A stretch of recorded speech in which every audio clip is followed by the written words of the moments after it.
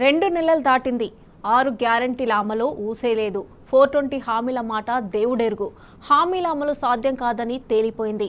ఒకవైపు కాంగ్రెస్ సర్కార్పై ప్రజల్లో వ్యతిరేకత పెరుగుతుంటే సీఎం రేవంత్ రెడ్డికి ఫ్రస్ట్రేషన్ కూడా అదే లెవెల్లో పెరుగుతోంది. అందుకే డైవర్షన్ కోసం రేవంత్ రెడ్డి బూత్ స్ట్రాటజీని నమ్ముకున్నారు. విలువలతో కూడిన చరిత్ర గల కాంగ్రెస్ పార్టీని బూత్ రాజకీయ పార్టీగా మార్చేస్తున్నారు.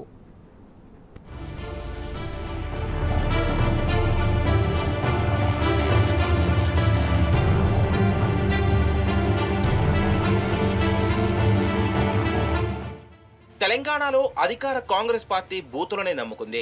గాంధీ భవన్ బూత్ భవన్ గా మారింది. పదవిలోకి వచ్చిన తర్వాత రేవంత్ రెడ్డి బూత్ రాజకీయం ఎక్కువైంది. సీఎం మాటల్లో బూతులు జలపాతంలా జారుతున్నాయి.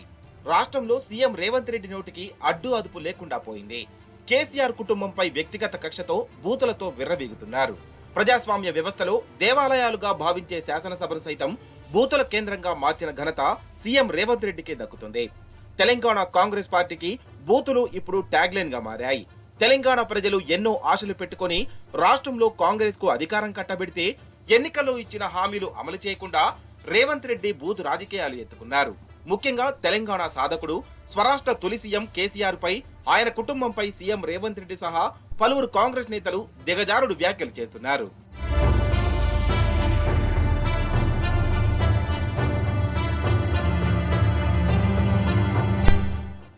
పెద్దంతరం చిన్నంతరం లేదు. అధికారంలో ఉన్నామన్న స్పృహ లేదు. ఉద్యమ నేత అన్న గౌరవం లేదు. తెలంగాణ తెచ్చిండన్న మర్యాద లేదు. సీఎం హోదాను మరిచి రేవంత్ రెడ్డి బూతులు మాట్లాడుతున్నారు. బూతు పురాణాలతో రాజకీయ హూందాతనాన్ని దిగజారుతున్నారు. పత్రికల్లో, మీడియాలో రాయడానికి వీల్లేని భాషలో కేసీఆర్ ని పచ్చి బూతులతో దూషిస్తున్నారు. మళ్లీ కేసీఆర్ తననే బండబూతులు తిడుతున్నారని అసెంబ్లీలో మొసలి కన్నీరు కారుస్తున్నారు సీఎం రేవంత్ రెడ్డి. రాష్ట్రంలో కాంగ్రెస్ పార్టీ అధికారంలోకి వచ్చిన తర్వాత రాష్ట్ర రాజకీయాల్లో బూతులు నిత్యకృత్యమయ్యాయి. అధికార పార్టీ నేతలు బూతులనే నమ్ముకున్నారు. ప్రతిపక్షాలను ప్రశ్నిస్తున్న రైతులు, నిరుద్యోగులు, యువతపై ప్రభుత్వ పెద్దలు బూతులతో దాడికి దిగుతున్నారు. కాంగ్రెస్ అధికారంలోకి వస్తే ప్రజాపాలన తెస్తామని చెప్పిన నేతలు ఇప్పుడు ప్రశ్నించిన వారిపై బూతు పురాణం అందుకుంటున్నారు.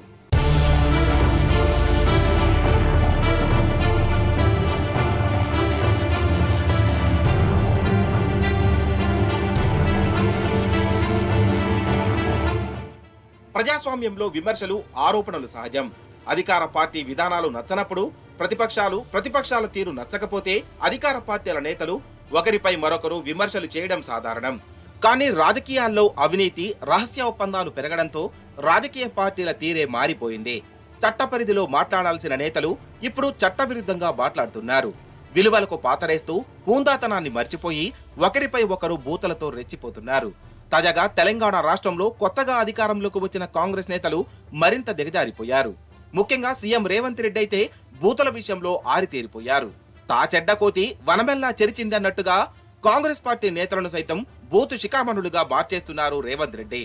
అసెంబ్లీ లోపల వెలుపల ప్రతిపక్షాలను బండబూతులు తిట్టేలాగా కాంగ్రెస్ నేతలను రెచ్చగొడుతున్నారు. మంత్రి పదవులు, నామినేటెడ్ పదవులు రావాలంటే బూతులనే నమ్ముకున్నారు. సీఎం రేవంత్ రెడ్డిని ప్రసన్నం చేసుకునేందుకు ప్రతిపక్షాలపై బూతు అస్త్రాలను ప్రయోగిస్తున్నారు.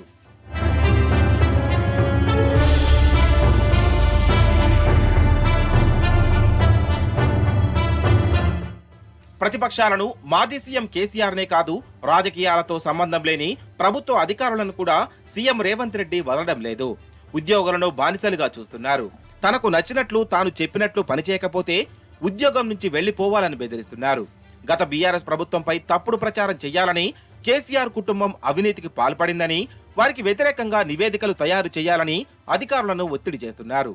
తాను చెప్పినట్టు చేయకపోతే ఇతర డిపార్ట్మెంట్లలోకి వెళ్లాలని హెచ్చరిస్తున్నారు. కాంగ్రెస్ అధికారంలోకి వచ్చిన తర్వాత కేసీఆర్ ను అవినీతి పరుడని ప్రజల ముందు నిలబెట్టాలని సీఎం రేవంత్ రెడ్డి విశ్వ ప్రయత్నాలు చేస్తున్నారు. అయితే అవన్నీ బెడిసి కొడుతున్నాయి.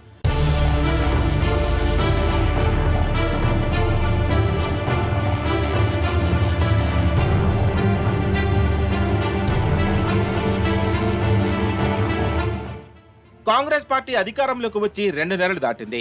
ప్రజలకు 2 నెలల్లో చేసిందేమీ లేదు. ఎన్నికల్లో ఇచ్చిన హామీలు అమలు చేయడం లేదు. గత ప్రభుత్వం అమలు చేసిన సంక్షేమ పథకాలు కూడా సరిగ్గా కొనసాగించలేక చేతులెత్తేశారు. 6 గ్యారంటీలు, 420 హామీలు అమలు చేయడం సాధ్యం కాదన్న భయంతో సీఎం రేవంత్ రెడ్డి మంత్రులు ఫ్రస్ట్రేషన్ కు గురవుతున్నారు.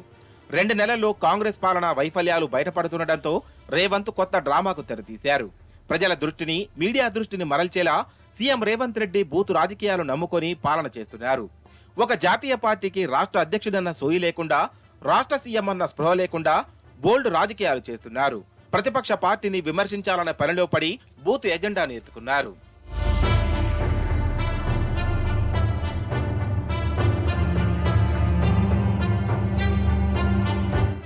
రాజకీయంగా కాంగ్రెస్ కు చాలా చరిత్ర ఉంది.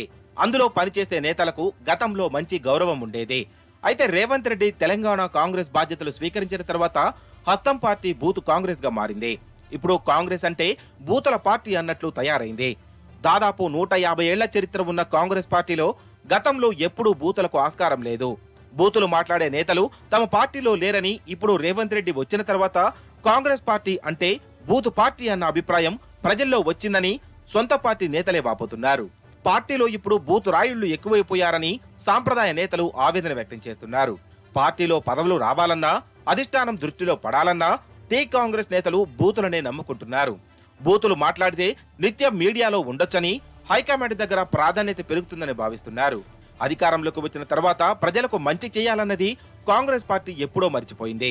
రాష్ట్ర ముఖ్యమంత్రిగా రేవంత్ రెడ్డి బాధ్యతలు స్వీకరించిన తర్వాత ప్రజాపాలన గాలికి వదిలేశారు. చేసేదేమీ లేక ఏం చెయ్యాలో అర్థం కాక సీఎం రేవంత్ రెడ్డి నెగిటివ్ ప్రచారాన్ని నమ్ముకున్నారు.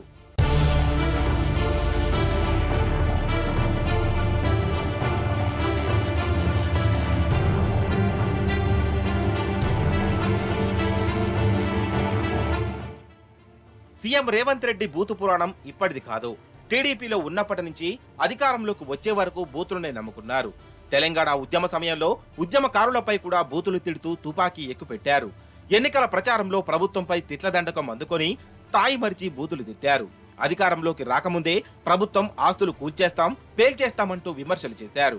టీపీసీసీ చీఫ్ పదవి ఎక్కిన తర్వాత రేవంత్ బూతు స్ట్రాటజీ శృతిమించింది. తెలంగాణలో చంద్రబాబు కోర్టుగా వ్యవహరిస్తూ గతంలో బీఆర్ఎస్ ప్రభుత్వాన్ని కూల్చేందుకు విఫలయత్నం చేశారు. ఓటుకు నోటు కేసులో రెడ్ హ్యాండెడ్ గా దొరికిన రేవంత్ కేసీఆర్ కుటుంబంపై వ్యక్తిగత కక్ష కట్టారు. అనవసరమైన రాజకీయ వివాదాల్లోకి కేసీఆర్ ఫ్యామిలీని లాగుతూ బూతులు తిట్టడమే లక్ష్యంగా చేసుకున్నారు. నిత్యం మీడియాలో ఉండేందుకు బూతులనే ఆయుధంగా మార్చుకున్నారు. తనకు ప్రత్యర్థులు అనుకున్న వారిని ప్రజల్లో డిమోరలైజ్ చేసేందుకు బూతులు నమ్ముకున్నారు. గత అసెంబ్లీ ఎన్నికల ప్రచారంలో ప్రధాని మోడీపై సైతం వ్యక్తిగత దూషణలకు దిగారు రేవంత్ రెడ్డి.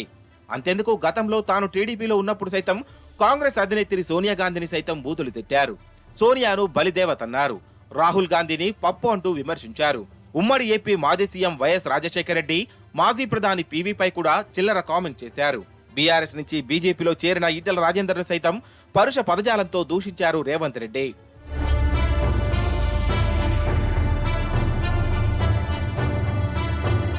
బూతు రాజకీయాలను సీరియస్ గా తీసుకుని హెచ్చరించాల్సిన కాంగ్రెస్ హైకమాండ్ కూడా రేవంత్ రెడ్డి విషయంలో చూసి చూడనట్లు వ్యవహరిస్తోంది.